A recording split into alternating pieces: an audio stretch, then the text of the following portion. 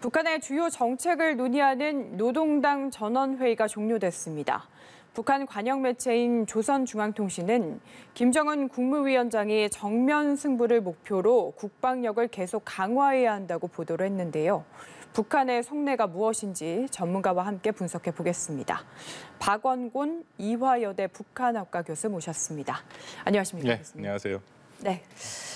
제가 방금 이야기를 한 대로 북한의 노동당 전원회의가 종료가 됐는데 저희가 계속해서 7차 핵실험이 임박했다라는 이야기를 하고 있는데 여기에 대한 언급이 없었습니다. 왜였는지가 좀 궁금해지거든요. 네, 이번 그 7차 전원회의 같은 경우에는 북한 내부용일 가능성이 높았습니다. 왜냐하면 우리가 잘 알다시피 북한에서 코로나 상황이 매우 심각했고 그리고 북한이 이 8기 5차 전원회의를 예고를 하면서 김덕훈 내각 총리를 가장 먼저 호명을 했거든요. 이 경제를 총괄하는 인물이죠. 그렇기 때문에 이번에 다뤄지는 전원회의에서 핵심 의제는 역시 방역과 경제가 될 것이다라고 생각을 했고 또 하나는 전원회의를 확대 회의로 개최를 했었습니다. 예. 그러면 전체적으로 참석 인원이 1,000명 가까이 되고 이게 이제 지방에 있는 당 간부들까지 다 불러 모은 상황이 됐거든요. 그러면 그 의미도 전원회의에서 결정된 것을 북한 내부의 주민들에게 다 전파하는 것이 우선적인 목표가 있었다. 이제 그런 측면에서 읽어야 되고 그렇기 때문에 이제 대남이라든지 말씀하신 7차 핵실험이라든지 그런 대외 정책, 핵 정책 그런 것에 대해서는 굉장히 전혀 없진 않았는데 아주 원칙적인 차원에서 언급되는 수준에서 머무른 것이죠. 그렇다면은 뭐 강대강 정면 승부 원칙에 대해서는 이야기를 했지만 뭐 한국이나 미국을 직접적으로 거론하지 않은 부분도 비슷한 맥락이라고 저희가 이해를 해야 되는 겁니까? 그렇습니다. 뭐 지난 8기 4차, 그러니까 작년 12월에 전원회의가 열렸을 때도 그때도 꽤 길게 열리면서 원래는 원초에 김정은의 그 신년사가 있어야 되는데 그 신년사를 안 하고 그거에 가름하면서 대남 정책, 대외 정책이 나올 것이다라고 예상을 했었는데요. 그때도 결론적으로 나오지 않았습니다. 그냥 이런 논의를 했다라는 정도 수준에서만 얘기가 되고 마무리가 됐거든요. 예. 그러니까 이번에도 얘기가 나왔는데 근데 전체적으로 원칙입니다만 방향성은 분명히 확인이 된 거죠. 그리고 말씀드린 것처럼 이번 전원회의의 기본적인 목표 중에 하나가 작년 4차 전원회의 때 결정된 것을 중간평가하겠다는 의미가 있다라고 볼 수 있거든요. 네. 그렇다면 전체적인 여기서 의미 있는 단어들 같은 경우에는 국방력 강화를 위한 목표 점령을 더욱 앞당길 것을 재촉하겠다라는 얘기도 나오고 그리고 이 공화국 무력이라는 표현이 나옵니다. 그러니까 국방력을 강화하기 위한 그런 과업들을 제시해서 계속 가겠다. 전체적인 틀에서 우리가 이걸 읽어낼 필요가 있는데 길게 보면은 2019년 12월에 그때 7기 5차 전원회의에서 북한이 이미 정면 돌파 전이라는 것을 선포합니다. 아주 예. 기본적인 내용은 대남 대미 정책의 강경 정책을 갖겠다. 그래서 자신들의 그 핵에 대한 무력을 핵에 대한 능력을 최대한 고도화하고 자력 갱생을 통해서 미국이 부과하고 있는 봉쇄 책동을 분쇄하겠다라는 목표가 그때 확인이 됐거든요. 네. 제 판단에는 지금까지도 그 큰 틀에서의 변화는 없이 역시 대남 대미 정책의 강경 정책 노선을 유지하고 있다라고 판단이 됩니다. 알겠습니다. 뭐 직접적으로 거론하지 않았다고 해서 톤이 낮아졌다거나 한 건 전혀 아니다라고 이해를 하면 되겠고 인사도 단행이 됐습니다. 리선권이 외무상에서 대남부서로 자리를 좀 옮겼고요. 최선희 외무성 제1부상이 외무상으로 승진을 했는데 이 두 사람이 모두 남북회담 그리고 북미회담에서 실무를 맡았던 저희와 좀 인연이 깊은 분들이지 않습니까? 그래서 이번 정부와 또 어떤 식으로 인연을 맺을까 관심이 가고 있거든요. 어떻게 보십니까? 전체 틀에서는 좀 정상화했다라고 보는 것이 맞겠죠. 왜냐하면 리선권 같은 경우에는 주로 대남 문제를 담당을 했고 이전에는 이제 그 김영철의 이른바 오른팔로 불리면서 우리한테 잘 알려진 그 냉면이 목구멍에 넘어가느냐 이제 발언으로 많이 예. 비난을 받았던 인물이지 않습니까? 2018년 9월 달에 평양에 갔던 우리 기업인들에게 이제 그런 식으로 거친 표현을 하고 대남의 협상과 대화를 많이 나왔는데 그 태도 자체가 굉장히 거친 것으로 아주 유명한 그 쉽게 비난을 하고 호전적인 인물로 알려져 있죠. 근데 그 인물이 북한의 외무상이 된 것이 굉장히 이례적이었습니다. 왜냐하면 북한의 외무성이라는 것은 주된 임무가 사실 미국과의 협상, 특히 미국과의 핵 문제 협상을 하는데 리선권은 거기에 대해서 전문성이 전혀 있는 인물이 아니고요. 그 또 나름대로 북한의 외무성 같은 경우에는 엘리트 의식이 있습니다. 그중에 제일 그 똑똑한 사람들이 간다라는 생각이 있는데 이게 뭐 김정은의 일종의 길들이기다라고 저는 판단이 되는 게 2019년 2월 하노이 회담이 깨지면서 외무성이 그것을 계속 주관했는데 사실상은 굉장히 큰 어려움을 겪게 된 거죠. 그래서 어차피 미국과 대화도 하지 않을 거라고 생각을 하면서 굉장히 비전문가인 리성건을 외무성 상으로 앉혀서 지금까지 왔는데요. 이것을 그렇기 때문에 다시 정상화한다. 그러니까 최선희 같은 경우에는 뭐 우리한테도 잘 알려진 인물입니다. 예. 그 지난 2018년 싱가포르 회담도 그렇고 2019년에 2월에 하노이 회담도 그렇고 사실상 실무를 책임을 지고 협상을 했던 인물이고 외무성 제1부상으로서 역시 그 외무 쪽에 특히 미국 관련 핵에 관련돼서 잔뼈가 굵은 인물이기 때문에 다시금 좀 정상화하고 원상복구를 했다. 그러니까 앞으로에 대한 대응의 모습들도 있겠죠. 근데 어쨌든 두 인물 다 굉장히 그 강성의 이미지가 분명히 있습니다. 그렇기 때문에 앞으로 나올 메시지들이 아마 이 두 사람 입을 통해서 강경한 메시지들이 나올 가능성이 좀 있다라고 판단이 됩니다. 네, 북한은 계속해서 강대강 원칙일 것이다. 이런 얘기를 계속 해주고 계시는데 그래서 이제 북한의 다음 스텝은 무엇일지 관심이 가는 상황이고 계속해서 핵실험 얘기가 나오고 있습니다. 북한이 다음에는 소형 핵폭탄인 전술핵을 사용할 수 있다라는 관측들이 나오는데 역시 동의를 하고 계시는지 좀 전망들을 들어보고 싶거든요. 그렇습니다. 올해만 들어서 북한이 무려 18번의 미사일 발사 시험을 했죠. 그 대부분의 이제 뭐 화성 15냐 17이라고 얘기되는 대륙간 탄도 미사일을 제외하고는 대부분은 중단거리 미사일입니다. 이 미사일들의 핵을 싣겠다라는 것은 북한의 분명한 의지고요.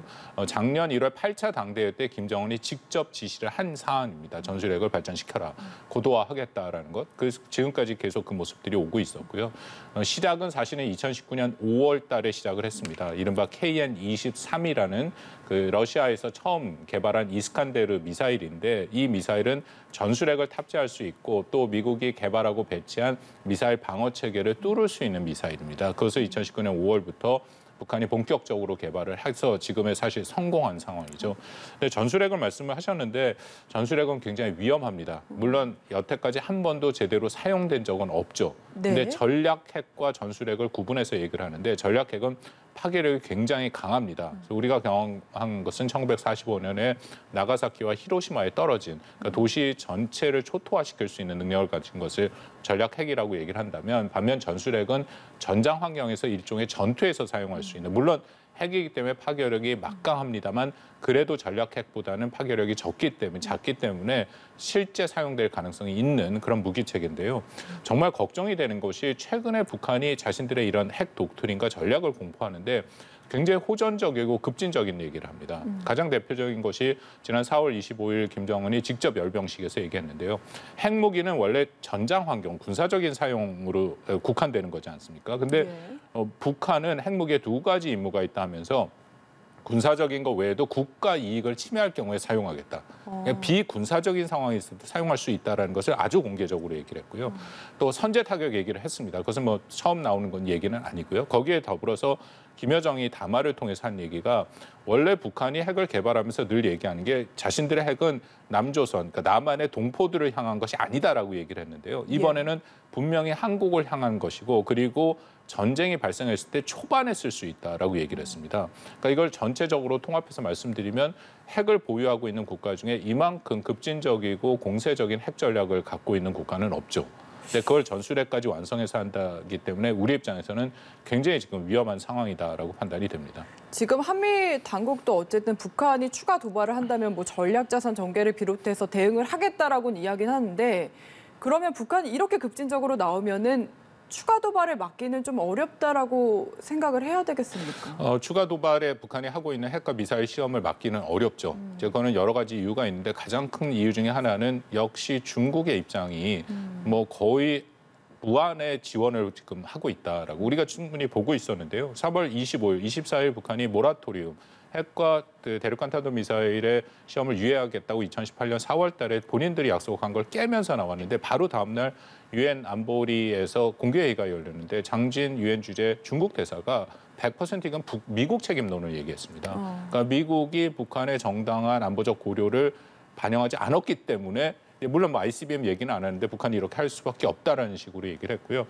그리고 또 지난 5월 26일 날 안보리에서 북한 제재 결의안이 통과되는 투표를 했는데 거기서 거부권을 행사하면서 이번에는 심지어는 뭐라고 얘기를 하냐면 장진 유엔 주재 중국 대사가 한국 전쟁 얘기를 했습니다. 그 얘기를 하면서 한반도에 전쟁의 불길을 퍼뜨릴 수 있다라는 식으로 또 미국 책임론을 얘기했는데 이것도 굉장히 의미가 있죠. 왜냐하면 중국은 한국 전쟁이라고 얘기하지 않고 항미 원조 전쟁이라고 얘기를 합니다. 그러니까 항미라는 건 미국에 저항했고 중국이 거기에 대해서 원조를 했다. 그러니까 이런 한반도의 전쟁을 다시 한번 소환해서 얘기한다는 것은 앞으로 북한이 어떤 행위를 하던 뭐 중국은 북한 편을 들겠다라는 얘기가 돼버렸거든요. 예, 그렇죠. 그렇다면 그나마 북한의 영향력을 갖고 핵실험과 ICBM 시험에 대해서 중국이 불편하게 생각해 왔고 그간의 제재에도 동의를 했었는데 이제는 더 이상 그렇지 않겠다라는 그런 분명한 메시지를 공개적으로 얘기한 이상 북한이 앞으로 추가 도발을 계속할 가능성이 매우 높다라고 생각합니다. 우리로서는 참 해답이 안 보이는 상황이라서 좀 그래서 뭐 지금 윤석열 정부가 얘기하고 있는 확장 억제 그리고 북한이 미사일을 쐈을 때 우리가 거기에 대응하는 미사일 또 한미 연합 훈련을 하고 있지 않습니까? 그러니까 예. 이것은 북한의 추가 도발을 억제하려는 노력의 일환으로도 볼 수 있지만 실질적으로 북한이 한국을 공격했을 때 우리가 어떻게 대응할 것인가에 대한 대비 태세를 확인하고 대비 태세를 강화하는 훈련 차원도 있습니다. 그러니까 사실은 그게 더 중요하다라고 판단이 되죠. 그전에는 이런 훈련들을 하지 않았고 이런 대응을 안 했기 때문에 이것도 어떻게 보면 북한의 도발에 대해서 한미가 대비 태세를 정상화하는 그런 수순이다라고 저는 판단합니다. 네, 알겠습니다. 한미일 국방장관 회담도 어제 2년 7개월 만에 열렸습니다. 지금 말씀하신 이 북한의 핵과 미사일 위협에 대한 안보 협력의 중요성을 주로 논의를 했다고 하는데 어떻게 보셨습니까? 그렇습니다. 뭐 정례화를 얘기를 했고 한미일이 그 훈련을 하는 것들이 있었거든요. 근데 그 2018년 이제 이후부터는 훈련이 되지 않았는데 이제 두 가지가 얘기 나왔다라고 뭐 보도에 나왔습니다만 하나는 미사일 경보 훈련이고 또 하나는 탄도 미사일 탐지 추적 훈련인데요. 이것을 전혀 안 한 것은 아니고 하긴 했는데 좀 불규칙적으로 했죠. 근데 이것을 정례화한다라는 것은 규칙적으로 해 나간다라는 얘기고 그리고 북한의 도발의 순위에 따라서 한미일 간의 훈련의 이 강도와 범위를 더 넓힐 수도 있다. 그러니까 이전 같은 경우에는 대잠수함 훈련, 뭐 대테러 훈련 같은 것들도 했었거든요. 예. 저는 두 가지 의미가 있다고 생각합니다. 북한이 도발을 할수록 한미일은 더 공조를 해서 대응을 한다. 또 하나는 중국에 대한 견제에 대한 목소리도 있죠. 그러니까 중국이 이렇게 계속해서 북한 편을 들고 북한이 한반도에서 긴장을 조성하는 행위에 대해서 이것을 같이 억제하려고 전혀 노력을 하지 않는다면은 한미일은 어쩔 수 없이 자위권 차원에서 이 훈련을 해야 된다. 왜냐하면 일본 같은 경우에도 아까 전술핵 말씀을 드렸습니다만 북한이 개발하고 있는 미사일 사거리에 일본을 타격할 수 있는 미사일들이 다 포함이 됩니다. 예. 그렇기 때문에 일본의 입장에서도 이렇게 대비 태세를 강화할 필요는 있는 거죠. 알겠습니다. 그리고 또 이번 달 말에 윤석열 대통령이 북대서양 조약기구죠. 나토 정상회의에 또 참석을 하는데 이게 한국 정상으로는 또 처음이라고 하더라고요. 의미가 있을 것 같은데요. 그러니까 나토가 전반적으로 자신들의 역할을 지금 변화시키고 있고 물론 미국이 중심이 되고 있습니다만 근데 우크라이나 전쟁이 좀 변수가 될 가능성도 있어요. 근데 원래 계획은 나토가 이쪽 인도 태평양 지역으로 좀 더 진출을 하고 인도 태평양 지역에 미국의 핵심 동맹국이 4군데가 있는데 한국, 일본, 뉴질랜드, 호주 이번에 4개국 정상이 다 나토 확대 정상회의에 초청을 받았습니다. 그러니까 그렇게 인도 태평양의 동맹과 나토의 이것을 통합력을 높이겠다라는 얘기를 하는 거고요. 이것은 바이든 행정부 들어서 사실 트럼프 행정부 때부터 시작이 됐다 볼 수 있는데 미국의 이런 동맹 정책의 핵심을 이제 통합 억제라는 게 있습니다. 그러니까 이렇게 동맹국 간의 통합력을 높여서 억제를 하겠다라는 거기 그런 방향성이거든요. 그러니까 어떻게 보면은 기존의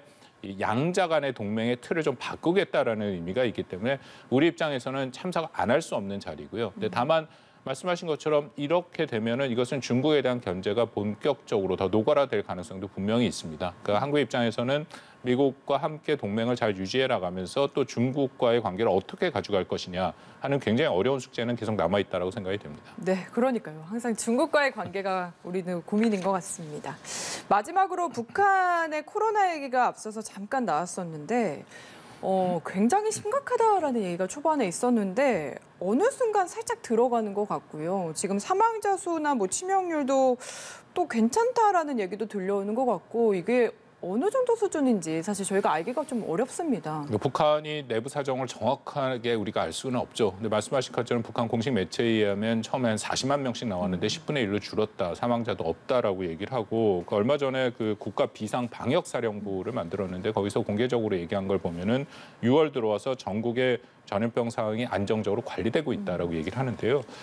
말씀드린 것처럼 이건 정확한 판단이 어렵습니다. 다만 이번에 전원회의를 통해서 어느 정도 우리가 유추는 가능한데 이번 전원회의에서 다른 안건들과는 다르게 김정은이 직접 이 방역 상황에 대해서는 보고를 했습니다. 그러니까 그만큼 매우 중시하고 있다라는 것은 분명히 보이고요. 또 하나는 우리식 방역 정책을 계속 유지하겠다라고 얘기를 합니다. 그것은 전 세계가 중국과 북한을 빼고는 다 위드 코로나로 가고 있는데 여전히 봉쇄를 통한 그런 그 정책을 유지하겠다라고 판단이 되고 그리고 가장 큰 틀에서는 국가 비상 방역 체계를 여전히 풀지는 않았습니다. 그렇기 때문에 뭐 평양에서 일부 제재가 봉쇄가 해제됐다라는 거가 있는데 그것이 과연 이 방역 상황이 좋아져서 해제된 건지 아니면 경제적인 봉쇄를 통해서 어려움이 워낙 셌기 때문에 해제를 해야 되는지 그것은 정확히 판단하기는 어려운데요. 북한이 봉쇄를 본격적으로 선포한 바로 하루 전에 하루밖에 그 북한 주민들에게는 식량을 확보할 시간을 주지 않았습니다. 그렇기 때문에 그냥 우리가 상식적으로 생각하더라도 북한이 굉장히 어려운 상황인 것은 분명해 보입니다. 네, 알겠습니다. 여기까지 오늘 이야기 나눠보도록 하겠습니다. 지금까지 박원곤 이화여대 북한학과 교수와 함께 이야기 나눠봤습니다. 말씀 잘 들었습니다.